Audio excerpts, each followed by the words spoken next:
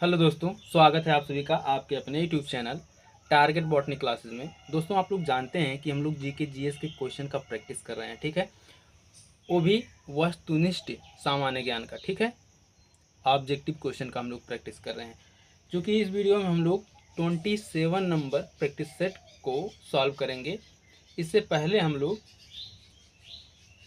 26 practice set solve कर चुके हैं, और जो लोग पिछले प्रैक्टिस सेट को सॉल्व नहीं किए हैं वे लोग जाएं और जाकर के पिछले प्रैक्टिस सेट को सॉल्व करें, उसके बाद फिर आगे कंटिन्यू करें। ओके, बहुत ही इंपॉर्टेंट टॉपिक है भाई। वनडे एग्ज़ाम और टीचिंग एग्ज़ाम सभी एग्ज़ाम में पूछे जाने वाला क्वेश्चन है। ओके, तो देखिए यहाँ पर लिखा गया है, प्रैक्टिस करो और जीके जीएस में ज्ञान बढ़ाओ। बिल्कुल सही है भाई। जितना ही आप लोग प्रैक्टिस करोगे उतना ही जीके जीएस में ज्ञान नॉलेज बढ़ेगा, ठीक है। Experience is the best teacher, ठीक है। और हम लोग लूसेंट के वस्तुनिष्ठ बोले तो ऑब्जेक्टिव क्वेश्चन का प्रैक्टिस करेंगे। पूरा बुक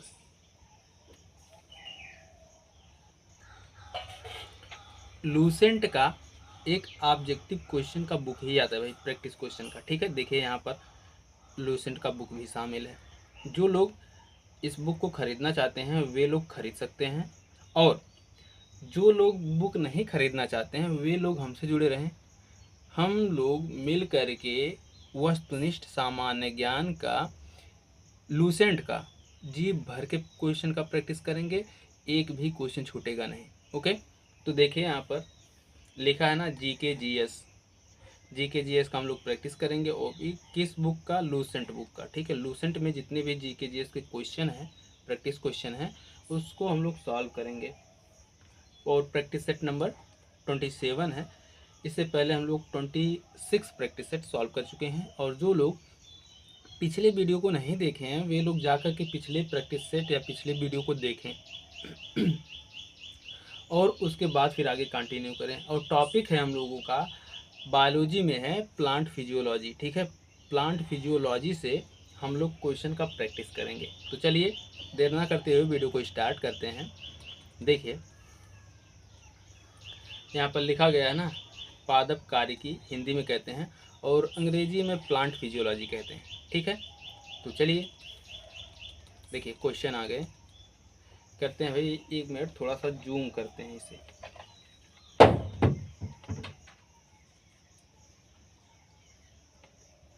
देखिए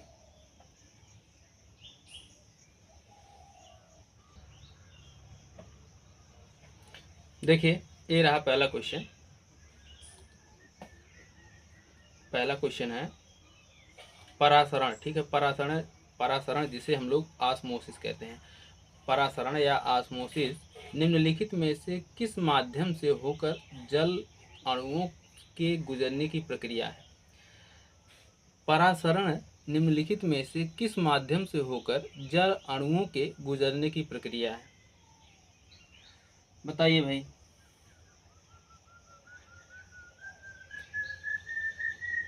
अर्धपारगम्य झिल्ली से होकर उच्च सांद्रता से निम्न सांद्रता की ओर, ठीक है। ऑप्शन नंबर डी सही हो जाएगा। हम सोचे भाई क्या ही चारों ऑप्शन पढ़ें, हम तो जानते हैं आप कौन सा ऑप्शन सही है, ठीक है। आप लोगों को बताना था। आप लोग वीडियो रोक करके क्वेश्चन का आंसर दे सकते हैं। अगर भाई ज़्यादा लॉन्ग ऑप्शन रहेंगे तो नहीं पढ़ेंगे, क्योंकि टाइम वेस्ट होगा। हम सोचते हैं कम समय में आपको ज़्यादा से ज़्यादा क्वेश्चन प्रैक्टिस करा दिया जाए।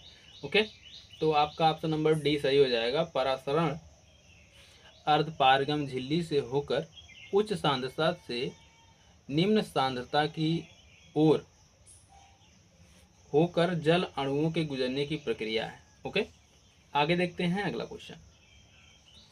देखिए अगला क्वेश्चन है, अधिक लवण वाले विलयन में एक कोशिका को रखने पर वह सिकुड़ जाती है, क्योंकि क्योंकि लवणीय जल कोशिका में प्रवेश करता है, या फिर जल बाह्य परासरण द्वारा बाहर निकल जाता है, या कोशिका द्रव्य विघटित हो जाता है, या फिर खनिज लवण कोशिका भित्ति को तोड़ देता है। बताइए इनमें से कौन सा ऑप्शन सही है आप लोगों को बताना है। क्वेश्चन नंबर 2 है, ऑप्शन नंबर आपका बी सही हो जाएगा। जल बाह्य परासरण द्वारा बाहर निकल जाता है। Okay, option number second, second यानी बी सही है। आगे देखते हैं। देखिए, यदि एक कोशिका आकार में न्यूनीकृत होती है जब यह 1 बिलियन में सब रख दी जाती है, ऐसा विलयन होता है हाइपोटोनिक सॉल्यूशन या फिर हाइपरटोनिक सॉल्यूशन या फिर आइसोटोनिक या संतृप्त। बताइए इनमें से कौन सा ऑप्शन सही है। क्वेश्चन नंबर 3, और आपका ऑप्शन नंबर बी सही हो जाएगा। हाइपरटोनिक सॉल्यूशन में कोशिकाओं का रस जो होता है, पानी जो होता है, वो बाहर निकल जाता है। ओके, आगे देखते हैं अगला क्वेश्चन। देखिए, और हाइपोटोनिक सॉल्यूशन में क्या होता है। हाइपोटोनिक सॉल्यूशन में पानी जो होता है ना, वो कोशिका के अंदर जो है पानी कोशिका के अंदर जाता है, कोशिका के अंदर जाता है। ठीक है, आइसोटोनिक सॉल्यूशन में वाटर मॉलिक्यूल या फिर पानी जो होता है, पानी ना तो कोशिका के अंदर जाता है, ना तो कोशिका के अंदर जाता है,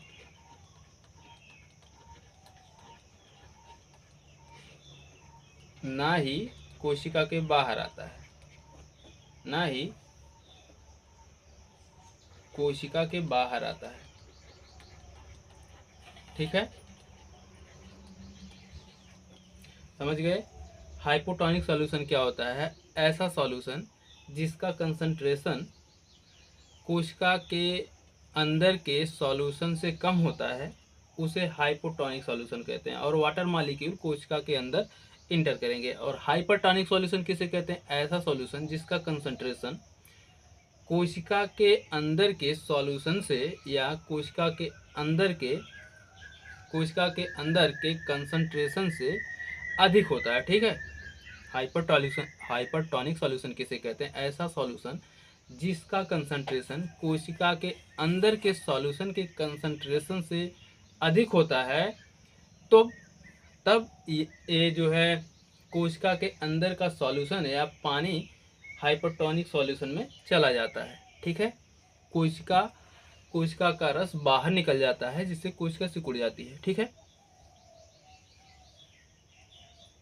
और आइसोटोनिक सॉल्यूशन ऐसा सॉल्यूशन जिसका कंसंट्रेशन कोशिका के अंदर के सॉल्यूशन का कंसंट्रेशन और कोशिका के बाहर के सॉल्यूशन के कंसंट्रेशन के बराबर होता है, जिससे पानी ना तो कोशिका के अंदर जाता है और ना ही कोशिका के बाहर आता है। ठीक है, आगे देखते हैं अगला क्वेश्चन। देखिए, एक कोशिका आयतन में बढ़ती है जब यह रखी जाती है। एक कोशिका आयतन में कब बढ़ती है, अभी जस्ट बताएं भाई। ये हिंदी में दे दिया, यहाँ पर देखिए अंग्रेजी में वर्ड जो हिंदी में लिख के दिया, यहाँ पर हिंदी में ही लिख दिया है। एक सम परासरी विलयन, एक अति परासरी विलयन, या एक अल्प परासरी विलयन, या फिर इनमें से कोई नहीं। बताइए इनमें से कौन सा ऑप्शन सही होगा। क्वेश्चन नंबर 4 है। बताइए क्वेश्चन नंबर भाई कोशिका बोले, क्वेश्चन नंबर 4 है, कौन सा ऑप्शन सही होगा। ऑप्शन नंबर सी सही हो जाएगा आपका, एक अल्प परासरी विलयन। ठीक है, आगे देखते हैं अगला क्वेश्चन। देखिए, बीज फूलते हैं जब जल में रखे जाते हैं। बीज फूलते हैं जब जल में रखे जाते हैं, किसके कारण फूलते हैं भाई। परासरण के कारण, अंतः शोषण के कारण, या फिर जलीय अपघटन के कारण, या जीव द्रव्य कुंचन के कारण। बताइए क्वेश्चन नंबर 5 है, कौन सा ऑप्शन सही होगा आपको बताना है। ऑप्शन नंबर बी आपका सही हो जाएगा, अंतः शोषण के कारण। ठीक है, आगे देखिए, एक मिनट भाई।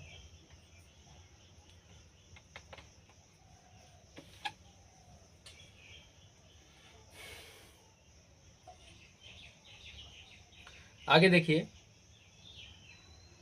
अगला क्वेश्चन है, लकड़ी के बने दरवाजे या फिर लकड़ी के बने दरवाजों का वर्षा ऋतु में फूलना होता है अंतः परासरण के कारण, या फिर अंतः शोषण के कारण, या फिर केशिकत्व के कारण, या फिर बीजीव द्रव्य कुंचन के कारण। बताइए इनमें से कौन सा ऑप्शन सही है। क्वेश्चन नंबर 6 है, आपका ऑप्शन नंबर बी सही हो जाएगा, अंतः शोषण के कारण। ठीक है, लकड़ी के दरवाजे जो है फूल जाते हैं वर्षा के दिनों में, क्योंकि वर्षा के दिनों में लकड़ी के दरवाजे जल का अंतः शोषण कर लेते हैं। ठीक है, वाटर का एंडो ऑस्मोसिस कर लेते हैं। ठीक है, अंतः शोषण को अंग्रेजी में एंडो ऑस्मोसिस कहते हैं। ठीक है, तो आपका ऑप्शन नंबर बी सही हो जाएगा। आगे देखते हैं अगला क्वेश्चन। देखिए, उर्वरकों का अतिरिक्त मात्रा में प्रयोग पौधों की मृत्यु का कारण बनता है। उर्वरकों का अधिक या फिर अतिरिक्त मात्रा में प्रयोग पौधों की मृत्यु का कारण बनता है। क्यों? क्योंकि अंतः परासरण के कारण, या फिर बाह्य परासरण के कारण, या फिर अंतः शोषण के कारण, या फिर स्फीति के कारण। बताइए इनमें से कौन सा ऑप्शन सही है। क्वेश्चन नंबर 7 है, ऑप्शन नंबर बी सही हो जाएगा आपका, बाह्य परासरण के कारण। ठीक है, क्योंकि भाई देखिए, अगर खेतों में ज़्यादा उर्वरक डालेंगे तो मिट्टी का कंसंट्रेशन प्लांट के कोशिकाओं के कंसंट्रेशन से अधिक हो जाएगा, जिससे कोशिकाओं का रस जो होता है या कोशिकाओं का जल रिस करके बाहर निकल जाएगा, जिससे प्लांट की मृत्यु हो जाएगी। ठीक है, तो उर्वरकों की कंसंट्रेशन अधिक होने के कारण वह परासरण हो जाता है, जिससे पौधे मर जाते हैं, पौधे की मृत्यु हो जाती है। ओके, आगे देखते हैं अगला क्वेश्चन। देखिए, पौधों में जल का परिवहन किसके द्वारा होता है। बहुत आसान क्वेश्चन है भाई, कैम्बियम, फ्लोएम, जाइलम, या फिर वायु त्वचा। बताइए इनमें से कौन सा ऑप्शन सही है, जल्दी बताइए। आपका ऑप्शन नंबर सी सही हो जाएगा, जाइलम। ठीक है, पौधों में जल का परिवहन जाइलम के द्वारा होता है। ओके, आगे देखते हैं अगला क्वेश्चन। देखिए, भूमि में पौधों की जड़ों के लिए उपलब्ध जल होता है।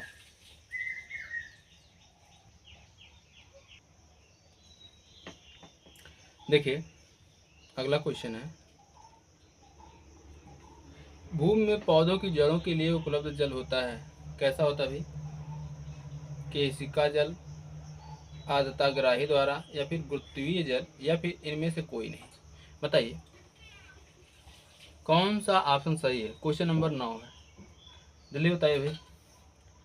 ऑप्शन नंबर ए सही हो जाएगा आपका, कुछ केशिका जल। ठीक है, भूमि में पौधों की जड़ों द्वारा जो जल अवशोषित किया जाता है उसे केशिका जल कहते हैं। ओके, आगे देखते हैं अगला क्वेश्चन। पौधों की वृद्धि के लिए कितने आवश्यक तत्वों की जरूरत होती है। पौधों की वृद्धि के लिए कितने आवश्यक तत्वों की जरूरत होती है। 6 होती है, 10 होती है, 16 होती है, या फिर 21 होती है। क्वेश्चन नंबर 10 है, ऑप्शन नंबर आपका सी सही हो जाएगा, 16। ठीक है, पौधों की वृद्धि के लिए 16 तत्वों की आवश्यकता होती है। ओके, आगे देखते हैं। देखिए, अगला क्वेश्चन है, पौधों के द्वारा ली जाने वाली नेत्रजन का रूप है। पौधों के द्वारा ली जाने वाली नेत्रजन का रूप है, क्या है भाई। बताइए, क्लोराइड है, या फिर ऑक्साइड है, या नाइट्रोजन है, या फिर नाइट्रिक अम्ल है। बताइए इनमें से कौन सा ऑप्शन सही है, जल्दी बताइए। क्वेश्चन नंबर 11 है, कौन सा ऑप्शन सही है। ऑप्शन नंबर सी सही हो जाएगा आपका, नाइट्रेट, ठीक है, पौधों के द्वारा ली जाने वाली नेत्रजन का रूप है नाइट्रेट। ओके, क्वेश्चन नंबर 11 का ऑप्शन नंबर सी सही है। आगे देखते हैं अगला क्वेश्चन।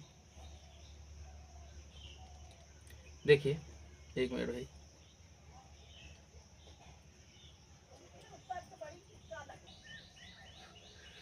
देखिए, अगला क्वेश्चन है, एक मिनट भाई। निम्नलिखित में कौन सा नाइट्रोजन यौगीकरण का पादप है? इनमें से कौन सा नाइट्रोजन यौगिकीकरण का पादप है भाई? अल्फा अल्फा, चौलाई, चना, तिप तिप्तिया घास, या फिर कुल्फा, या फिर पालक? बताइए कौन सा ऑप्शन सही होगा इसमें। क्वेश्चन नंबर 12 है। क्वेश्चन नंबर 12 का कौन सा ऑप्शन सही होगा भाई, जल्दी बताइए।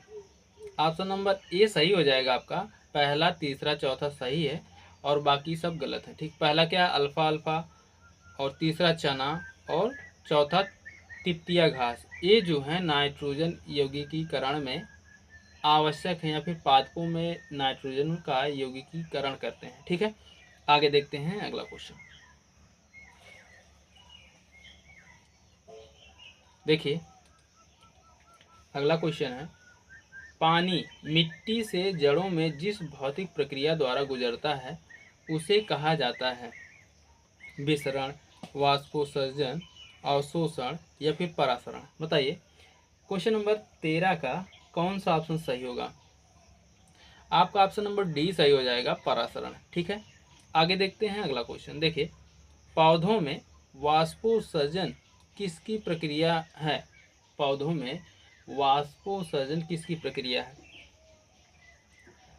प्रकाश श्वसन, जल हानि, या फिर खाद्य उत्पादन या श्वसन? बताइए इनमें से कौन सा ऑप्शन सही है, आपको बताना है। बताइए भाई, क्वेश्चन नंबर 14 है, कौन सा ऑप्शन सही होगा। ऑप्शन नंबर बी सही हो जाएगा, जल हानि। ठीक है, पौधों में वाष्पोत्सर्जन की किसकी प्रक्रिया है? जल हानि की प्रक्रिया। ठीक है, आगे देखते हैं, पौधे किस प्रक्रिया के द्वारा हवा में पानी छोड़ते हैं? बताइए किस प्रक्रिया के द्वारा? वाष्पोत्सर्जन, प्रकाश संश्लेषण, दीप्तिकालिता, या फिर अनुवर्तन? बताइए क्वेश्चन नंबर 15 है, कौन सा ऑप्शन सही होगा, आपको बताना है। ऑप्शन नंबर ए सही हो जाएगा आपका, वाष्पोत्सर्जन के कारण पौधे हवा में पानी छोड़ते हैं। ठीक है, आगे देखते हैं अगला क्वेश्चन। देखिए, क्वेश्चन है, पादपों का निम्नलिखित में से कौन सा भाग CO2 उदग्र ग्रहण करता है और वाष्पोत्सर्जन के कारण होने वाली जल हानि को सीमित करता है? बताइए कौन सीमित करता है भाई, जल्दी बताइए। अनुपर्ण, परत, डंठल, या फिर रंध्र? जल्दी बताइए। क्वेश्चन नंबर 16 है, ऑप्शन नंबर डी सही हो जाएगा आपका, रंध्र, स्टोमेटा जिसे कहते हैं। ठीक, ठीक है, आगे देखते हैं। देखिए, वाष्पोत्सर्जन मापी यंत्र है, कौन है? हाइग्रोमीटर, या फिर क्रेस्कोमीटर, या फिर क्लाइनोमीटर, या फिर पोटोमीटर? बताइए इनमें से कौन सा ऑप्शन सही है। क्वेश्चन नंबर 17 है, आपका ऑप्शन नंबर डी सही हो जाएगा, फोटोमीटर। ठीक है, पोटोमीटर जो होता है वाष्पोत्सर्जन मापी यंत्र है। ठीक है, आगे देखते हैं। देखिए, पौधों में वाष्पोत्सर्जन की क्रिया किस में होती है भाई? जड़ में, तना में, या फिर पत्ती में, या फिर पूरे पौधे में? बताइए इनमें से कौन सा ऑप्शन सही है। क्वेश्चन नंबर 18 है। क्वेश्चन नंबर 18 का ऑप्शन नंबर डी सही हो जाएगा, पूरा पौधा। ठीक है, पौधे में वाष्पोत्सर्जन की क्रिया किसमें होती है? तो पूरे पौधे में होती है। ठीक है, आगे देखते हैं अगला क्वेश्चन। देखिए, क्वेश्चन नंबर 19 है, वह दशा जिसमें वाष्पोत्सर्जन अधिक तेजी से होती है, क्या होती है भाई? वायु का निम्न वेग या फिर निम्न नमी व ऊंचा तापमान या फिर उच्च नमी या फिर भूमि में जल की अतिरिक्त मात्रा? बताइए। क्वेश्चन नंबर 19 है। ऑप्शन नंबर बी सही हो जाएगा आपका। निम्न नमी व ऊंचा तापमान, ठीक है, वह दशा जिसमें वाष्पोत्सर्जन अधिक तेजी से होगा वह निम्न नमी व उच्च तापमान होता है। ठीक है, आगे देखते हैं अगला क्वेश्चन। आगे देखिए पत्तियों के दो मुख्य कार्य होते हैं। क्या होते हैं भाई? पत्तियों के दो मुख्य कार्य, वाष्पोत्सर्जन व शोषण, श्वसन व पाचन, या फिर प्रकाश संश्लेषण व शोषण, या फिर प्रकाश संश्लेषण या फिर वाष्पोत्सर्जन। बताइए। क्वेश्चन नंबर 20 है, 20। आपका ऑप्शन नंबर डी सही हो जाएगा। पौधों के पत्तियों के दो कार्य हैं, कौन कौन से? प्रकाश संश्लेषण और वाष्पोत्सर्जन। ठीक, आगे देखते हैं। देखिए, एक स्वपोषी जीव को कार्बन और ऊर्जा आवश्यकताओं को डॉट डॉट डॉट द्वारा पूरा किया जाता है। किसके द्वारा भाई? ग्लाइकोजिनेशन, गमन, प्रकाश संश्लेषण या फिर शोषण। बताइए, इनमें से कौन सा ऑप्शन सही है? क्वेश्चन नंबर 21 है। ऑप्शन नंबर सी सही हो जाएगा आपका, प्रकाश संश्लेषण। ठीक है, आगे देखते हैं अगला क्वेश्चन। देखिए, अगला क्वेश्चन है,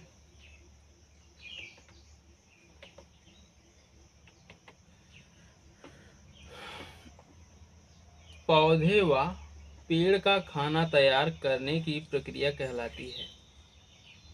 पौधे व पेड़ का खाना तैयार करने की प्रक्रिया कहलाती है कार्बोहाइड्रोलिसिस या फिर फोटोसिंथेसाइजेशन या फिर मेटाबॉलिक सिंथेसिस या फिर फोटोसिंथेसिस। बताइए, इनमें से कौन सा ऑप्शन सही है? Question number 22। ऑप्शन नंबर आपका डी सही हो जाएगा, फोटोसिंथेसिस। ठीक है, पौधे व पेड़ का खाना तैयार करने की प्रक्रिया फोटोसिंथेसिस कहलाती है। ठीक है, देखिए क्वेश्चन नंबर 23 है, सर्वाधिक प्रकाश संश्लेषी क्रियाकलाप कहाँ चलता है? प्रकाश के नीले व लाल क्षेत्र में, प्रकाश के हरे व पीले क्षेत्र में, प्रकाश के नीले व नारंगी क्षेत्र में, या फिर प्रकाश के बैगनी व नारंगी क्षेत्र में। बताइए। क्वेश्चन नंबर 23 है, कौन सा ऑप्शन सही होगा? ऑप्शन नंबर आपका ए सही हो जाएगा, प्रकाश के नीले व लाल क्षेत्र में। ठीक है, सर्वाधिक प्रकाश संश्लेषी क्रियाकलाप प्रकाश के नीले व लाल क्षेत्र में चलता है। ठीक है, आगे देखते हैं अगला क्वेश्चन। देखिए, निम्नलिखित में से कौन सा ऊर्जा रूपांतरण प्रकाश संश्लेषण नामक प्रक्रिया में होता है? बताइए। स्थितिज ऊर्जा से रासायनिक ऊर्जा, प्रकाश ऊर्जा से रासायनिक ऊर्जा, या फिर ऊष्मीय ऊर्जा से रासायनिक ऊर्जा, या फिर ऊष्मीय ऊर्जा से प्रकाश ऊर्जा। बताइए, कौन सा ऑप्शन सही होगा? क्वेश्चन नंबर 24 है। आपका ऑप्शन नंबर बी सही हो जाएगा, प्रकाश ऊर्जा से रासायनिक ऊर्जा में। ठीक है, ऊर्जा रूपांतरण प्रकाश संश्लेषण नामक प्रक्रिया में होता है। कैसा होता है भाई? प्रकाश ऊर्जा को रासायनिक ऊर्जा में परिवर्तित कर दिया जाता है। ठीक है, आगे देखते हैं। देखिए, अगला क्वेश्चन है, किस क्रिया के फलस्वरूप पौधों में ऑक्सीजन का निकास एवं कार्बन डाइऑक्साइड का अवशोषण होता है? किस क्रिया के फलस्वरूप भाई? बताइए। प्रकाश संश्लेषण, वाष्पोत्सर्जन, या फिर परासरण, या फिर विसरण। बताइए, इनमें से कौन सा ऑप्शन सही है? क्वेश्चन नंबर 25 है। जल्दी बताइए भाई, क्वेश्चन नंबर 25 का कौन सा ऑप्शन सही होगा? ऑप्शन नंबर फर्स्ट सही हो जाएगा, प्रकाश संश्लेषण। ठीक है, प्रकाश संश्लेषण में पौधों द्वारा ऑक्सीजन को निकाला जाता है और कार्बन डाइऑक्साइड को अवशोषित किया जाता है। ओके, आगे देखते हैं। देखिए, प्रकाश संश्लेषण के लिए इसकी ज़रूरत होती है। किसकी ज़रूरत होती है भाई? जल, पर्णहरित, धूप या फिर इनमें से सभी? बताइए। क्वेश्चन नंबर 26 है, ऑप्शन नंबर डी सही हो जाएगा, सभी के सभी। ठीक है, इनमें से सभी, जल, पर्णहरित, धूप, ये सब जो है प्रकाश संश्लेषण के लिए आवश्यक होते हैं। ठीक है, आगे देखते हैं। देखिए, प्रकाश संश्लेषण की क्रिया में क्या बाहर निकलता है? ऑक्सीजन निकलता है भाई। सबसे आसान क्वेश्चन। ठीक है, 27, क्वेश्चन नंबर 27 का ऑप्शन नंबर सी सही हो जाएगा। आगे देखते हैं अगला क्वेश्चन। देखिए, अगला क्वेश्चन है, निम्नलिखित में से कौन सा कथन असत्य है? कौन सा कथन असत्य है भाई? प्रकाश संश्लेषण सूर्य के प्रकाश में होता है, बिल्कुल सही है। प्रकाश संश्लेषण में CO2 का उपयोग होता है, बिल्कुल सही है। प्रकाश संश्लेषण में O2 का उपयोग होता नहीं भाई, O2 का उपयोग नहीं होता है, O2 निकाला जाता है। ठीक है, प्रकाश संश्लेषण में O2 बाहर निकाला जाता है, बिल्कुल सही है। तो इस क्वेश्चन के अकॉर्डिंग ऑप्शन नंबर सी आपका सही हो जाएगा। नेगेटिव क्वेश्चन पूछा है तो नेगेटिव का आंसर नेगेटिव ही होगा।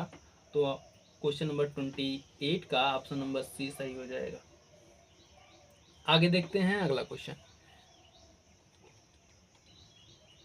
देखिए, अगला क्वेश्चन है, प्रकाश संश्लेषण की प्रक्रिया का प्रथम चरण होता है। प्रकाश संश्लेषण प्रक्रिया का प्रथम चरण क्या होता है भाई? कार्बन डाइऑक्साइड का स्थिरीकरण, या फिर सूर्य के प्रकाश द्वारा क्लोरोफिल का उत्तेजन, या फिर पानी से ऑक्सीजन का निकालना, या कार्बोहाइड्रेट का निर्माण? बताइए, इनमें से कौन सा ऑप्शन सही है? क्वेश्चन नंबर 29,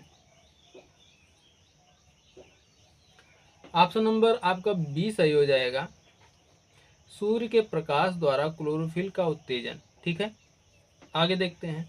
देखिए, प्रकाश संश्लेषण की दर सबसे अधिक होती है। प्रकाश संश्लेषण की दर सबसे अधिक होती है, किस में होती है भाई? बैंगनी रंग के प्रकाश में, या फिर हरे रंग के प्रकाश में, या नीले रंग के प्रकाश में, या फिर लाल रंग के प्रकाश में? बताइए। क्वेश्चन नंबर 30 है और कौन सा ऑप्शन सही है आपको बताना है। प्रकाश संश्लेषण की दर सबसे अधिक किस में होती है भाई? Question number 30, option number D सही हो जाएगा आपका, लाल रंग में। ठीक है, प्रकाश संश्लेषण की दर सबसे अधिक लाल रंग में होती है। ओके, आगे देखते हैं। देखिए, प्रकाश संश्लेषण की दर सबसे कम किस में होती है? क्वेश्चन नंबर 31 है, लाल रंग के प्रकाश में, या फिर नीले रंग के प्रकाश में, या फिर बैंगनी रंग के प्रकाश में, या हरे रंग के प्रकाश में? बताइए, कौन सा ऑप्शन सही है? ऑप्शन नंबर सी सही हो जाएगा आपका, बैंगनी रंग के प्रकाश में। ठीक, प्रकाश संश्लेषण की दर सबसे कम बैंगनी रंग के प्रकाश में होती है। ओके, आगे देखिए अगला क्वेश्चन। देखिए, हरे रंग का पदार्थ जो पौधों में प्रकाश संश्लेषण करता है वह निम्न में से कौन है? बताइए। क्लोरोफिल, क्लोरोप्लास्ट, क्लोरोफॉर्म, या फिर इनमें से कोई नहीं? बताइए। Question number 32, option number A सही है, क्लोरोफिल। ठीक है,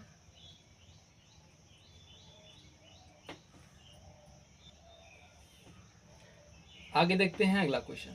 देखिए, प्रकाश संश्लेषण होता है रात्रि में, दिन और रात्रि में, दिन में अथवा रात्रि में, केवल दिन में? बताइए, इनमें से कौन सा ऑप्शन सही है? और बहुत ही इजी क्वेश्चन है, ऐसे क्वेश्चन को आप लोग गलत नहीं करेंगे। ठीक है, आपका ऑप्शन नंबर डी सही हो जाएगा, दिन में। ठीक है, प्रकाश संश्लेषण केवल दिन में होता है भाई। आगे देखते हैं। देखिए, प्रकाश संश्लेषण के लिए कौन सी गैस आवश्यक है? O2, CO2, N2, फिर या फिर CO2? बताइए। क्वेश्चन नंबर 34 है, ऑप्शन नंबर डी सही हो जाएगा, CO2। ठीक है, प्रकाश संश्लेषण के लिए कौन सी गैस आवश्यक है? CO2। ओके, आगे देखते हैं अगला क्वेश्चन। देखिए, प्रकाश संश्लेषण की क्रिया पौधे के किस भाग में सर्वाधिक होती है? प्रकाश संश्लेषण की क्रिया पौधे के किस भाग में सर्वाधिक होती है? बताइए, जड़ में, तना में, पत्ती में या फिर फूल में? क्वेश्चन नंबर 35 है आपका, ऑप्शन नंबर सी सही हो जाएगा, पत्ती में। ठीक है, प्रकाश संश्लेषण की क्रिया सबसे अधिक पत्तियों में होती है। देखिए, अगला क्वेश्चन है, प्रकाश संश्लेषण का अंतिम उत्पाद है, प्रकाश संश्लेषण का अंतिम उत्पाद है क्या है भाई? बताइए, जल्दी बताइए। Question number 36, option number A सही है, कार्बोहाइड्रेट। ठीक है, प्रकाश संश्लेषण का अंतिम उत्पाद कार्बोहाइड्रेट होता है। आगे देखते हैं। देखिए, प्रकाश संश्लेषण में पर्णहरित यानी क्लोरोफिल की भूमिका है। जल का अवशोषण, प्रकाश का अवशोषण या फिर CO2 का अवशोषण या फिर इनमें से कोई नहीं? बताइए भाई। क्वेश्चन नंबर 37 है, कौन सा ऑप्शन सही होगा? ऑप्शन नंबर बी सही हो जाएगा आपका, प्रकाश संश्लेषण, प्रकाश का अवशोषण। ओके, आगे देखिए, अगला क्वेश्चन है, प्रकाश संश्लेषण में पौधे कौन सी गैस का अवचूषण करते हैं? प्रकाश संश्लेषण में अवचूषण मतलब कि ग्रहण करते हैं भाई। ठीक है, नाम ही अजीब अजीब दे देता है। CO2 का, ऑक्सीजन का, नाइट्रोजन का, हाइड्रोजन का। बताइए, क्वेश्चन नंबर 38 है, कौन सा ऑप्शन सही होगा आपको बताना है। ऑप्शन नंबर ए सही है, CO2। प्रकाश संश्लेषण में पौधे CO2 ग्रहण करते हैं या CO2 को अवशोषित करते हैं। ओके, आगे देखते हैं। देखिए, अगला क्वेश्चन है, प्रकाश संश्लेषण प्रक्रिया के लिए निम्न में से किसकी उपस्थिति आवश्यक नहीं है? ऑक्सीजन की, सूर्य के प्रकाश की, CO2 की या फिर जल की? बताइए, किसकी आवश्यकता नहीं है? क्वेश्चन नंबर 39 है आपका, ऑप्शन नंबर ए ही सही हो जाएगा, ऑक्सीजन की। ठीक है, प्रकाश संश्लेषण प्रक्रिया के लिए ऑक्सीजन की कोई आवश्यकता नहीं, बाकी सूर्य का प्रकाश, CO2, जल, ये कंपलसरी है भाई। ओके, आगे देखते हैं। देखिए, प्रकाश संश्लेषण के समय निकलने वाली गैस का क्या नाम है? प्रकाश संश्लेषण के समय निकलने वाली गैस का क्या नाम है? CO2 है, ऑक्सीजन है, नाइट्रोजन है या फिर हाइड्रोजन है? आप लोग जानते हैं ऑक्सीजन निकलती है। ठीक है भाई, क्वेश्चन नंबर 40 का ऑप्शन नंबर बी सही हो जाएगा, प्रकाश संश्लेषण के समय निकलने वाली गैस का नाम ऑक्सीजन है। आगे देखते हैं। देखिए, ऑक्सीजन जो प्रकाश संश्लेषण से उत्पन्न होती है, कह आती है, कहाँ से आती है भाई?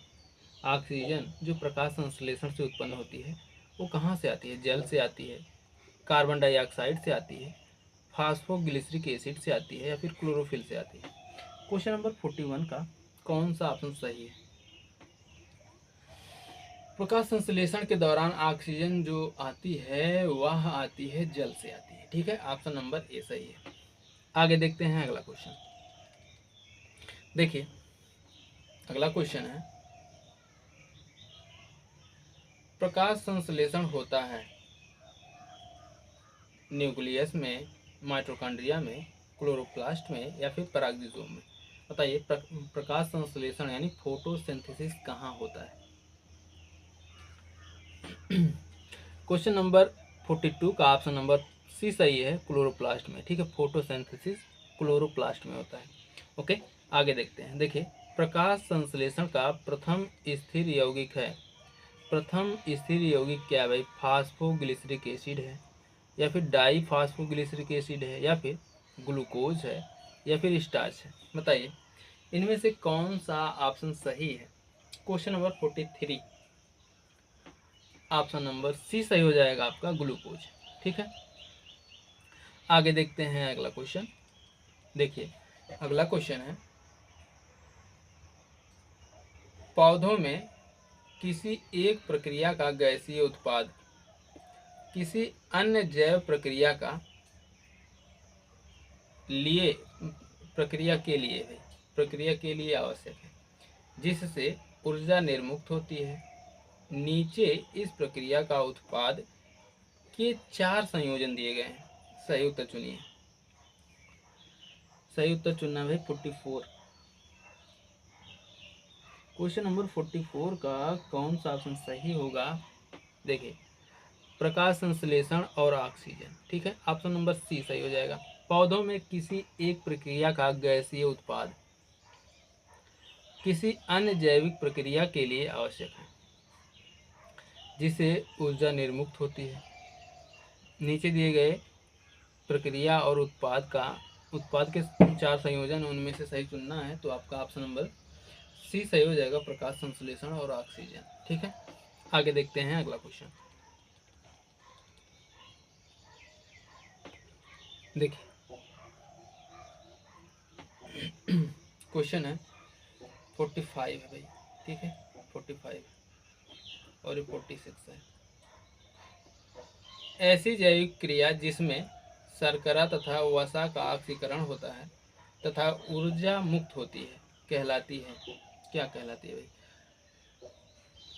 श्वसन कहलाती है, वाष्पोत्सर्जन कहलाती है, प्रकाश संश्लेषण कहलाती है, फिर किण्वन कहलाती है। बताइए इनमें से कौन सा ऑप्शन सही होगा? क्वेश्चन नंबर 45 का कौन सा ऑप्शन सही है? ऑप्शन नंबर ये सही हो जाएगा आपका, श्वसन। ठीक है,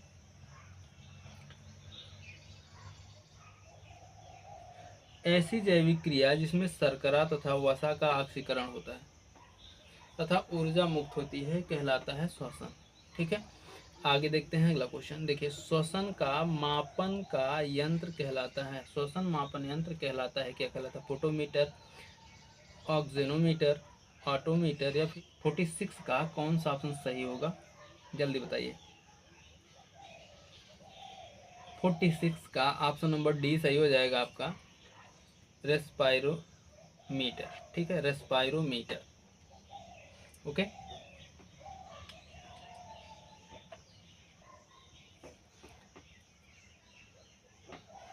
आगे देखते हैं अगला क्वेश्चन। देखिए, कार्बन डाइऑक्साइड गैस मुक्त होती है, कार्बन डाइऑक्साइड गैस मुक्त होती है कब होती है भाई? श्वसन के अंतर्गत मुक्त होती है। ठीक है, जब श्वसन होता है तो कार्बन डाइऑक्साइड गैस मुक्त होती है। आगे देखिए अगला क्वेश्चन। देखिए, रात्रि में वृक्षों के नीचे सोने की सलाह नहीं दी जाती क्योंकि वृक्ष रात्रि में कार्बन डाइऑक्साइड छोड़ते हैं। आप लोग जानते हैं, ऑप्शन नंबर ए सही है, ए भी आप लोग जानते हैं। ओके, क्वेश्चन नंबर 48 का ऑप्शन नंबर ए सही हो जाएगा। पौधे रात्रि में कार्बन डाइऑक्साइड छोड़ते हैं। ठीक है, जब लेकिन पीपल जो होता है, पीपल हमेशा दिन और रात ऑक्सीजन ही छोड़ता है। ठीक है, पीपल का वृक्ष जो होता है वह, एक मिनट भाई मिस्टेक हो गया,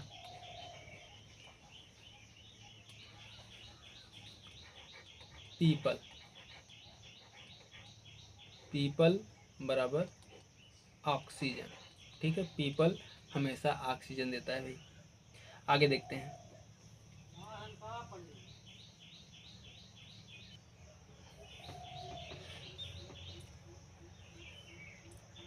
जब ऑक्सीजन के उपयोग के बिना भोजन का अपघटन होता है, जब ऑक्सीजन के बिना भोजन का अपघटन होता है तो कोशिकीय श्वसन या फिर वायवीय श्वसन या फिर अवायवीय श्वसन या फिर केशिका श्वसन होता है। क्या होता है भाई? क्वेश्चन नंबर 49 का ऑप्शन नंबर सी सही हो जाएगा, अवायवीय श्वसन। ठीक है, जब ऑक्सीजन के उपयोग के बिना भोजन का अपघटन होता है तो उसे अवायवीय श्वसन कहते हैं। ओके, आगे देखिए अनाक्षी श्वसन में अंतिम उत्पाद होता है, अनाक्षी श्वसन में अंतिम उत्पाद क्या होता है भाई? पायरुविक अम्ल, स्टार्च, इथाइल अल्कोहल या फिर शर्करा। क्वेश्चन नंबर 50 का ऑप्शन नंबर बी सही हो जाएगा, एथाइल अल्कोहल। ठीक है, अनाक्सी श्वसन में अंतिम उत्पाद एथाइल अल्कोहल होता है। ओके, आगे देखते हैं अगला क्वेश्चन। देखिए, आक्सी श्वसन का अंतिम उत्पाद होता है, आक्सी श्वसन का अंतिम उत्पाद क्या होता है? CO2 तथा जल, या फिर O2 तथा जल, या फिर CO2 तथा O2, या इथाइल अल्कोहल। बताइए क्वेश्चन नंबर 51 का कौन सा ऑप्शन सही है, जल्दी बताइए। ऑप्शन नंबर ए सही है, CO2 तथा जल। ठीक है, आक्सी श्वसन का अंतिम उत्पाद होता है, क्या होता है भाई? 51, क्वेश्चन नंबर 51 का ऑप्शन नंबर ए सही है। देखिए अगला क्वेश्चन है भूमि में अधिक गहराई पर बोए गए बीज प्रायः अंकुरित नहीं होते हैं, क्योंकि भूमि में अधिक गहराई पर बोए गए बीज अंकुरित नहीं होते हैं, क्योंकि इन्हें वायवीय या फिर वायु नहीं मिल पाती है, या इन्हें नाइट्रोजन नहीं मिल पाता है, ये महान दबाव के अंतर्गत होते हैं, या फिर इन्हें प्रकाश नहीं मिलता। बताइए क्वेश्चन नंबर 52 का कौन सा ऑप्शन सही होगा, जल्दी बताइए। ऑप्शन नंबर ए ही सही हो जाएगा आपका। इन्हें वायु नहीं मिल पाती भाई, इन्हें हवा नहीं मिल पाती। भूमि में अधिक गहराई पर बोए गए बीज प्रायः अंकुरित नहीं होते हैं, क्योंकि इन्हें वायु नहीं मिल पाती है। आगे देखिए, कोशिका के भीतर श्वसन का केंद्र होता है, माइटोकॉन्ड्रिया होता है, आप लोग जानते हैं। ठीक है, क्वेश्चन नंबर 53 का ऑप्शन नंबर ए सही हो जाएगा। ए नहीं भाई, ऑप्शन नंबर बी सही हो जाएगा, माइटोकॉन्ड्रिया। ठीक है, आगे देखते हैं ग्लाइकोलिसिस का अंतिम उत्पाद क्या होता है? बताइए, ग्लूकोज होता है, पायरुविक अम्ल होता है, इथाइल अल्कोहल होता है, या फिर CO2 होता है? ग्लाइकोलिसिस, क्वेश्चन नंबर 54 का ऑप्शन नंबर बी सही हो जाएगा आपका, पायरुविक अम्ल होता है। ठीक है, ग्लाइकोलिसिस का अंतिम प्रोडक्ट यानी फाइनल प्रोडक्ट होता है पायरुविक एसिड। आगे देखते हैं अगला क्वेश्चन। देखिए, हार्मोन के संबंध में निम्न में से कौन सा कथन सही है? हार्मोन के संबंध में बताइए, क्वेश्चन नंबर 55 है, कौन सा ऑप्शन सही होगा? देखिए, यह एक विशेष कार्बनिक यौगिक है जो लघु मात्रा में वृद्धि एवं उपापचयी क्रियाओं को प्रभावित एवं नियंत्रित करता है। सही है भाई, हार्मोन जो है करता है ऐसा काम। इन्हें वृद्धि नियंत्रक पदार्थ भी होते हैं, इन्हें वृद्धि नियंत्रक पदार्थ भी कहते हैं, होते नहीं भाई। सही है, हार्मोन को वृद्धि नियंत्रक हार्मोन या वृद्धि नियंत्रक पदार्थ भी कहते हैं। इसका प्रयोग विभिन्न सांद्रता और विभिन्न अंगों पर अलग अलग पड़ता है, ये भी सही है। इसलिए उपयुक्त सभी सही है, ऑप्शन नंबर डी सही हो जाएगा। ठीक है, आगे देखते हैं अगला क्वेश्चन। देखिए, निम्न में कौन सा पादप हार्मोन है? इंसुलिन है, साइटोकाइनिन है, एस्ट्रोजन, या फिर थायरॉक्सिन है? बताइए, क्वेश्चन नंबर 56 का ऑप्शन नंबर बी सही हो जाएगा। साइटोकाइनिन जो होता है एक पादप हार्मोन है, और बाकी ये जो सब है एनिमल में पाए जाते हैं भाई, मतलब ह्यूमन बींग्स हो गया, insulin, oestrogen, thyroxine. Okay, option number B सही हो जाएगा 56 का। आगे देखिए, निम्न में से कौन सा पादप हार्मोन वृद्धि को नियंत्रित करता है, विशेषकर तने में कोशिका दीर्घन को उत्तेजित करता है? जल्दी बताइए भाई, ऑक्सिन, एथिलीन, साइटोकाइनिन, या फिर जिबरेलिन? 57, ऑप्शन नंबर ए सही हो जाएगा, ऑक्सिन। ठीक है, ऑक्सिन पादप हार्मोन वृद्धि को नियंत्रित करता है, विशेषकर तने में कोशिका दीर्घन को उत्तेजित करता है। ओके, आगे देखते हैं अगला क्वेश्चन।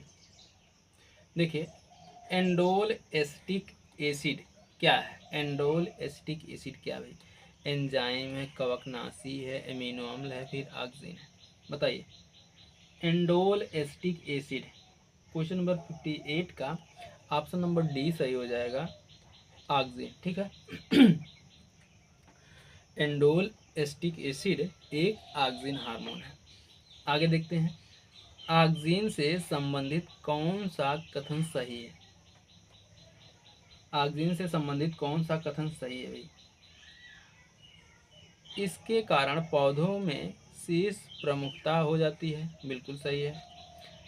यह पत्तियों का विलगन रोकता है, बिल्कुल सही है। यह खरपतवार को नष्ट कर देता है, ये भी सही है।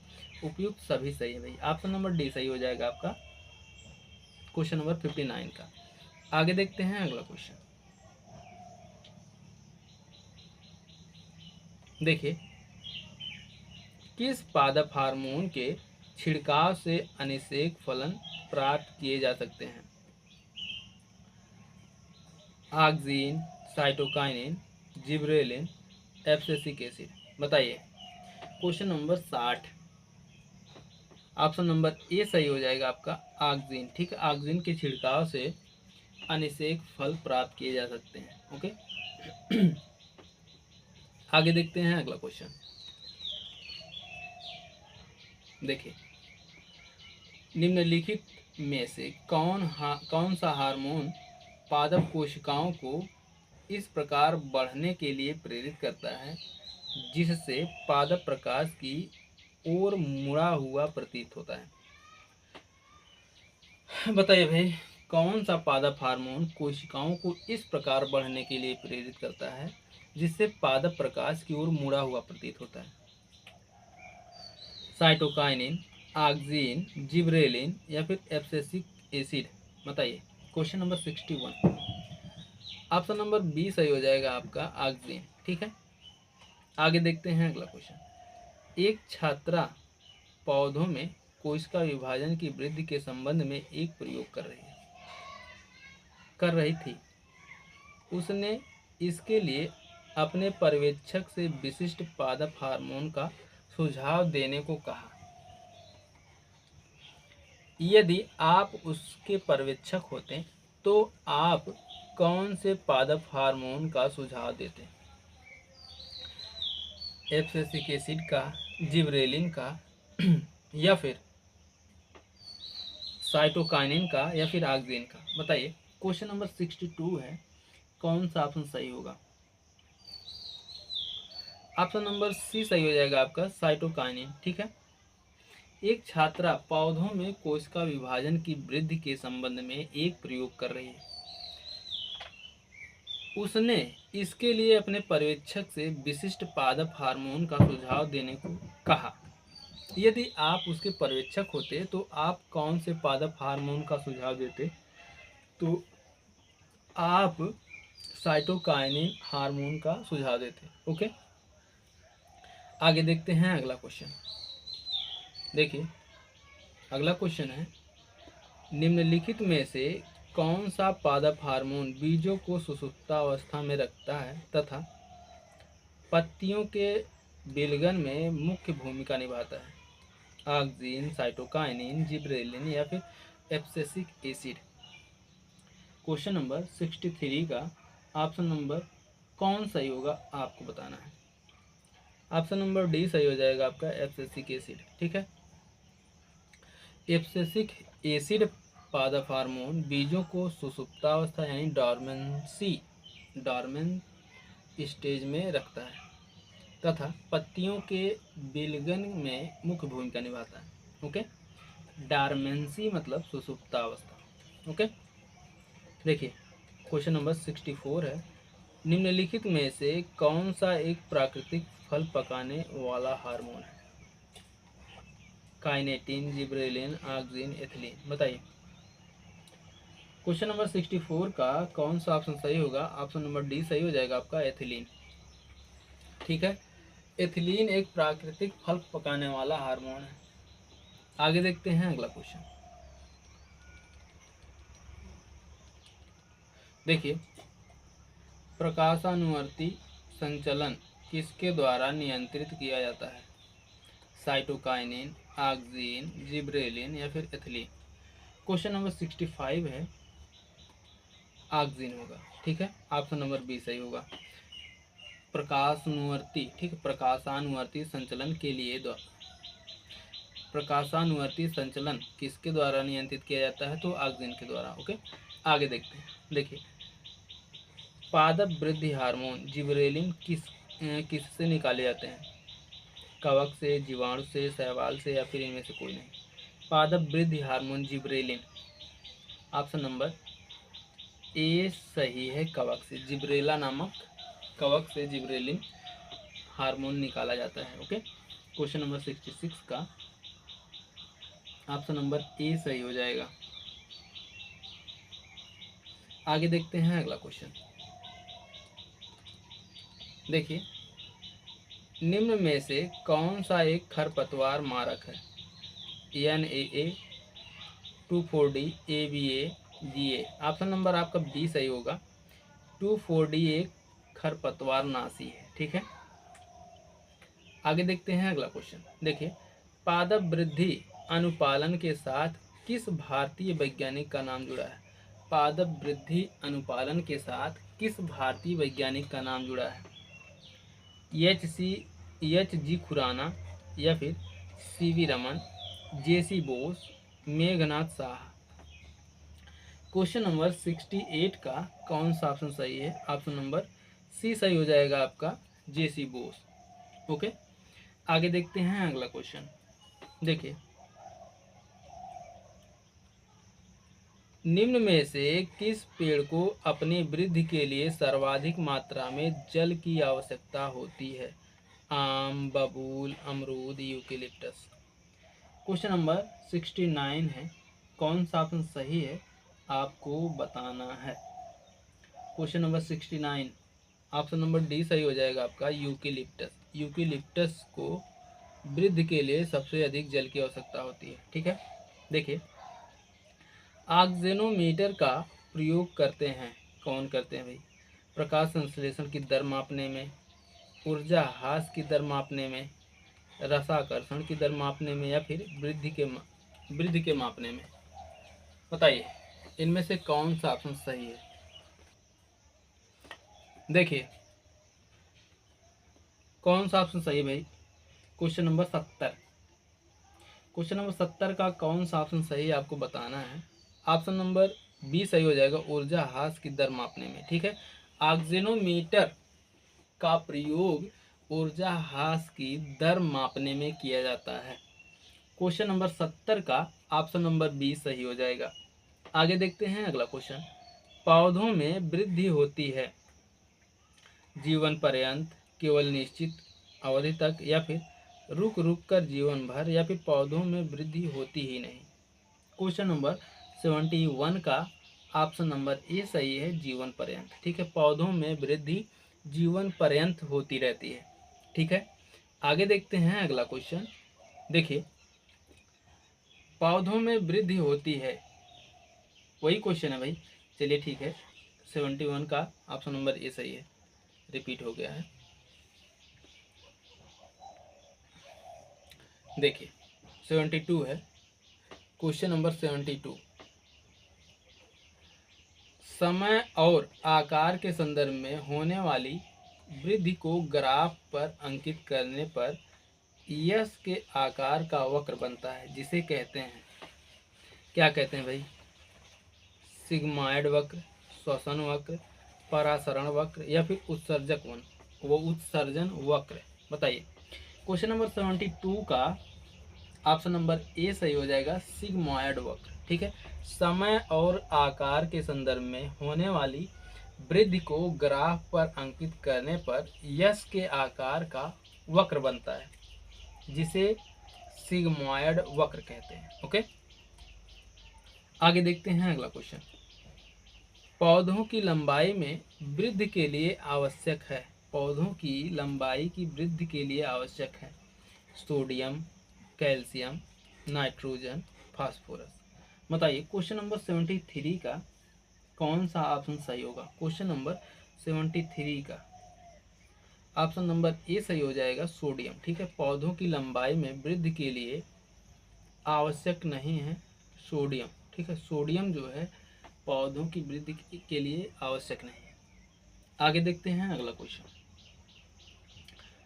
पौधों की वृद्धि गतियाँ जो प्रकाश उद्दीपन के कारण होती हैं उन्हें कहते हैं जियोट्रॉपिज्म, हेलियोट्रॉपिज्म, हाइड्रोट्रॉपिज्म या फिर थिग्मोट्रॉपिज्म। क्वेश्चन नंबर 74 का ऑप्शन नंबर बी सही हो जाएगा, हेलियोट्रॉपिज्म। ठीक है, पौधों की वृद्धि गतियाँ जो प्रकाश उद्दीपन है भाई, उद्दीपन है, प्रकाश उद्दीपन के कारण होती हैं उन्हें कहते हैं, क्या कहते हैं भाई, हेलियोट्रोपिज्म। ठीक है, पौधों की वृद्धि गतियां जो प्रकाश उद्दीपन के कारण होती हैं उन्हें हेलियोट्रोपिज्म कहते हैं। आगे देखते हैं अगला क्वेश्चन। बाह्य उद्दीपन द्वारा प्रेरित पादप गति कहलाती है, क्या कहलाती है भाई, प्रेरित गति, स्वायत्त गति, क्रमानुकुंचन गति या फिर निशानुकुंचन गति। बताइए, क्वेश्चन नंबर 75 है, कौन सा ऑप्शन सही होगा आपको बताना है। ऑप्शन नंबर सी सही हो जाएगा आपका, कंपानुकुंचन। ठीक है, बाह्य उद्दीपन द्वारा प्रेरित पादप गति कंपानुकुंचन कहलाती है। ओके, आगे देखते हैं अगला क्वेश्चन। देखिए, छुई मुई की पत्ती में गति होती है प्रकाशानुकुंचन है अनुवर्तन, प्रकाशानुकुंचन या फिर कंपानुकुंचन, ऊपरी कुंचन या फिर निशानुकुंचन। बताइए, क्वेश्चन नंबर 76 है, ऑप्शन नंबर बी आपका सही हो जाएगा, कंपानुकुंचन। ठीक है, छुई मुई की पत्ती में जो गति होती है ना, छुई मुई की पत्तियां छूते ही मुरझा जाती हैं, वो कंपानुकुंचन के कारण होती है। ठीक है, अगर आपसे कोई पूछे कि हम छुई मुई की पत्ती को छूते हैं तो छुई मुई की पत्तियां मुरझा क्यों जाती हैं, तो इसका मतलब है कंपानुकुंचन के कारण छुई मुई की पत्तियां मुरझा जाती हैं। ठीक है, आगे देखते हैं अगला क्वेश्चन। देखिए, क्वेश्चन नंबर 77 है, स्पर्श करने पर छुई मुई पौधे की पत्तियां मुरझा जाती हैं क्योंकि पण उत्तेजक, ठीक है, पण उत्तेजक घायल हो जाते हैं, पर्णाधार का स्फीति दाब बदल जाता है, पौधों में तंत्रिका तंत्र होता है या फिर पत्तियां बड़ी कोमल होती हैं। बताइए, क्वेश्चन नंबर 77 का कौन सा ऑप्शन सही होगा आपको बताना है। ऑप्शन नंबर बी सही होगा, पर्णाधार का स्फीति दाब बदल जाता है। ठीक है, ऑप्शन नंबर बी सही है क्वेश्चन नंबर 77 का। आगे देखिए, सूर्य के प्रकाश की ओर बढ़ते हुए प्रारों का मुड़ना, ठीक, दीप्तिकालिता या फिर हेलियोट्रोपिज्म या फिर जलानुवर्तन। बताइए, कौन सा ऑप्शन सही होगा। क्वेश्चन नंबर 78 है, ऑप्शन नंबर सी सही होगा, हेलियोट्रोपिज्म। ठीक है, ऑप्शन नंबर सी सही हो जाएगा आपका। आगे देखिए अगला क्वेश्चन। अगला क्वेश्चन है, किसी आधार के चारों ओर मटर के पतान का लिपटना एक अच्छा उदाहरण है। स्पर्शानुवर्तन, नैस गति, रसायनानुवर्तन का या फिर प्रकाशानुवर्तन का। बताइए, क्वेश्चन नंबर 79 है, फिर क्वेश्चन नंबर 79 का कौन सा ऑप्शन सही होगा आपको बताना है। जल्दी बताइए भाई, आपका ऑप्शन नंबर ए सही हो जाएगा, स्पर्शानुवर्तन। ठीक है, आगे देखते हैं अगला क्वेश्चन।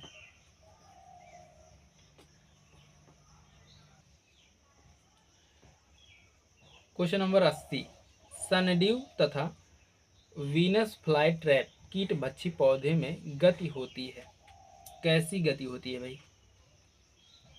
कंपानुकुंचनी गति या फिर स्पर्शानुकुंचनी गति या फिर निशानुकुंचनी गति या इनमें से कोई नहीं। क्वेश्चन नंबर 80 है, क्वेश्चन नंबर 80 का कौन सा ऑप्शन सही होगा आपको बताना है। ऑप्शन नंबर बी सही हो जाएगा, स्पर्शानुकुंचनी गति। ओके, आगे देखते हैं अगला क्वेश्चन। देखिए, जड़ें धनात्मक भूम्यानुवर्तन यानी पॉजिटिव जियोट्रॉपिज्म होती हैं, सदैव, अधिकांश, कभी कभी, कभी नहीं। कौन सा ऑप्शन सही है? Question number 81 option number B सही है, अधिकांश। ठीक है, अधिकांश जड़ें जो होती हैं वह पॉजिटिव जियोट्रॉपिज्म को शो करती हैं। ओके, आगे देखते हैं अगला क्वेश्चन। सूर्यमुखी के सौर ट्रैकिंग, ठीक, सौर ट्रैकिंग यानी सूर्य की दिशा में विचलन को कहा जाता है, क्या कहा जाता है? प्रकाशानुवर्तन, जलानुवर्तन, स्पर्शानुवर्तन या फिर सूर्यानुवर्तन? बताइए। क्वेश्चन नंबर 82 का कौन सा ऑप्शन सही होगा? ऑप्शन नंबर डी सही हो जाएगा आपका, सूर्यानुवर्तन। ठीक है, ऑप्शन नंबर डी सही है। आगे देखते हैं, मृदा द्वारा जल के अवशोषण से संबंधित सिद्धांत क्या है? संघनन, केशिका क्रिया, अवशोषण का सिद्धांत, चूषण का सिद्धांत? बताइए। क्वेश्चन नंबर 83, क्वेश्चन नंबर 83 का कौन सा ऑप्शन सही होगा आपको बताना है। ऑप्शन नंबर बी सही हो जाएगा, केशिका क्रिया। ठीक है, मृदा द्वारा जल के अवशोषण से संबंधित सिद्धांत केशिका क्रिया है। आगे देखिए अगला क्वेश्चन। देखिए, पौधों में पत्ते के पृष्ठ पर पाए जाने वाले लघु छिद्रों का नाम है, क्या है भाई? गर्त है, रंध्र है, त्वचारोम है या फिर जल रंध्र है? बताइए। क्वेश्चन नंबर 84 है आपका, ऑप्शन नंबर बी सही हो जाएगा, रंध्र। ठीक है, आगे देखते हैं अगला क्वेश्चन। बौने पौधे को किसके अनुप्रयोग से लंबा किया जा सकता है? बौने पौधों को किसके अनुप्रयोग से लंबा किया जा सकता है?